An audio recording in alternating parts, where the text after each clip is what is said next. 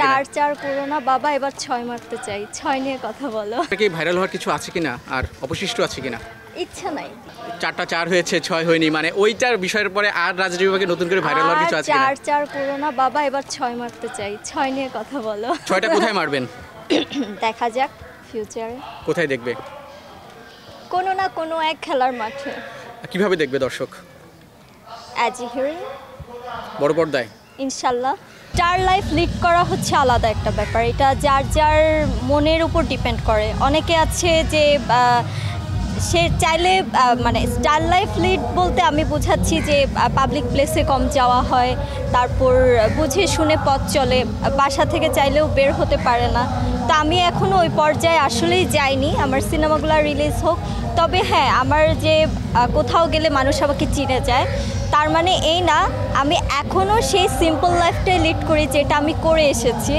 কারণ আমার ইচ্ছা, আমি চাইলেও রাস্তার পাশে ফুটপাতে বসে পিঠা খাচ্ছি, চা খাচ্ছি, ফুটপাত থেকে কোনো একটা ড্রেস পছন্দ হলে নিয়ে আসছি, আবার চাইলেও যমুনার থেকেও ড্রেস কিনছি, মেকআপ কিনছি, আবার ড্রেস দেশের বাইরে গেলেও যেটা যেভাবেই মানানো যায় আমি সেভাবেই চলি, যেটা করে আমি শান্তি পাই। এর জন্য যে এক্সট্রা আমাকে মুখ ঢেকে চলতে হবে বা কারোর সামনে যাওয়া যাবে না, পাবলিক প্লেসে যাওয়াটা ঠিক হবে না, এটা আমি কখনো ফিল করি না। আমার যদি ভালো লাগে যে এখানে অনেক লোকজন আছে, তার মাঝখানেও ধরেন আমি যে ঢুকে পড়ছি বা দাঁড়াচ্ছি, দেখছি কি হচ্ছে না হচ্ছে, সিম্পল লাইফ লিড করতে আমার কাছে ভালো লাগে। তবে সবথেকে বড় কথা যে অসাধারণের মাঝে সাধারণভাবে চলার মানে স্পৃহাটা সবার থাকে না, তো ইনশাল্লাহ আমার আছে, আমি আমার মতো করে চলি। অ্যাকচুয়ালি আমার বেড়ে ওঠা হচ্ছে খুলনা মোংলাপুর, এটা একটা ছোটো মফস্বল একটা শহর।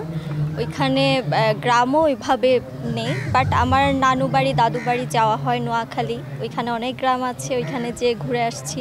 তবে এই পরিস্থিতি দেখে ভালোই লাগে, কারণ একটা আছে না, চার দেয়ালের মাঝখানে সবসময় থাকি, বের হলেও রেস্টুরেন্টে গেলেও সেখানে চার দেয়াল। তো বেসিক্যালি আমার বাহিরে থাকতে ভালোই লাগে, একটু প্রকৃতির সাথে নিজেকে মানিয়ে নিতে খুবই ভালো লাগে। প্রকৃতি, খোলামেলা প্রকৃতি আমার খুব ভালো লাগে, আমার চার দেয়াল আসলেই ভালো লাগে না। খুবই ভালো লাগছে, কারণ একসাথে সব জার্নালিস্ট যারা আছে, সব ভাই ব্রাদার বোনেরা সবাইকেই পাচ্ছি, সবার সাথে সালাম দিচ্ছি, একসাথে বসে খাওয়া দাওয়া করছি। ধরেন আমরা যখন একসাথে মানে এভাবে আসলে কোনো একটা প্রোগ্রাম না হলে, ইভেন্ট না হলে আসলে একসাথে আমাদের দেখা সাক্ষাৎ করা আসলেই পসিবল না। তো যেহেতু এই পিকনিকে আসলাম, বাংলাদেশ সিনিয়র জার্নালিস্ট পিকনিকে আসলাম, এখানে সবাইকে দেখছি, ভালো লাগছে। এখানে এসেছেন, এখানেও দেখছি আপনার সাথে আপনার সঙ্গী শিশির সর্দার। আসলে ঘুরে ফিরে সেই একটা নামই আসছে, রাজদীপের সাথে অন্য কোনো নাম আর যুক্ত হচ্ছে না, কারণটা কি আছে? কারণ আমি আমার সাথে অন্যান্য নাম যুক্ত করছি না।